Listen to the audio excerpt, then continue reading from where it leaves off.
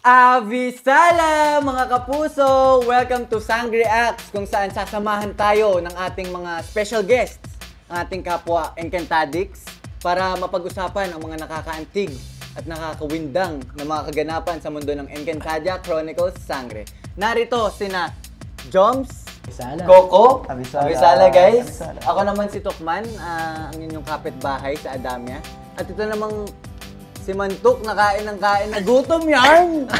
Kain Sorry naman, eh. kasi ikaw kumain ka kasi kanina, ako hindi eh. First meal ko pa lang to eh. Kulit mo eh. Pero men, since pag-uusapan pala natin ang Sangre, alam nyo ba guys na itong McDonald's Sangre Meal ay available na sa lahat ng McDonald's branches. We?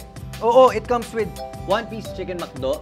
Siyempre kasama dyan ang Sangre McFloat, which comes in 4 flavors by the way. Sangre Terra, Sangre Adamus, Sangre Dea, Sangre Flamara. And syempre, may one random Sangre photo card yan.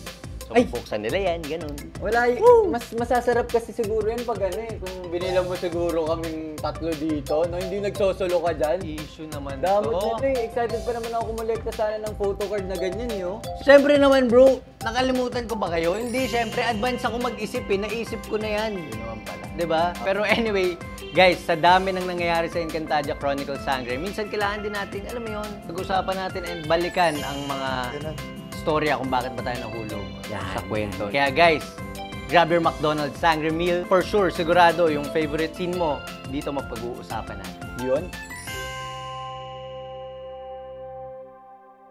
Ayan, kain na kayo. Yun. Thank you, Avisala Eshma. Siyempre. Joms, kamusta naman para sa'yo yung kwento ng Sangre ngayon? Grabe, napaka-exciting nung kwento ngayon. Ang daming nangyayari, pero grabe ang lupit-lupit talaga ni Metena. Ang dami-daming mga mundo ngayon na dinidiscover natin. Nandiyan na yung Devas, di ba?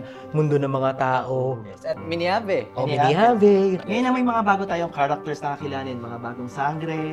May yung characters nyo, yung yung Mantok. So yun yung mga bagay na alam kong mas mamahalin natin yung mga bagong characters kasi unti-unti parang nakita natin yung kapangyarihan nila, yung mga storya nila, and kung paano nila tutulungan para matalo si Metena. Yes. So parang excited ako.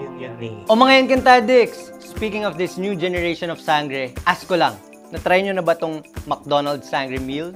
Anong random photo card ang nakuha nyo? Share nyo naman sa comment section. Excited na nga ako. Teka lang. Ako si Adamus. Ay, Ay! yun. Crush ko to eh. Sino yan? Crush ko to eh. Sino yan? May ano pala siya, no? Cute. Ayun Excitement. Oo, may excitement siya habang binubukas. Pakita naman natin guys, pakita Oo, natin. ito na. Cute, no? Tingnan nyo guys. Hey. Cheers muna tayo guys! Cheers! Cheers, cheers, Cheers! Ay, cheers! Ikaw naman, Coco. Ano yung gusto mo mapanood pa, makita pa sa Sangre ngayon?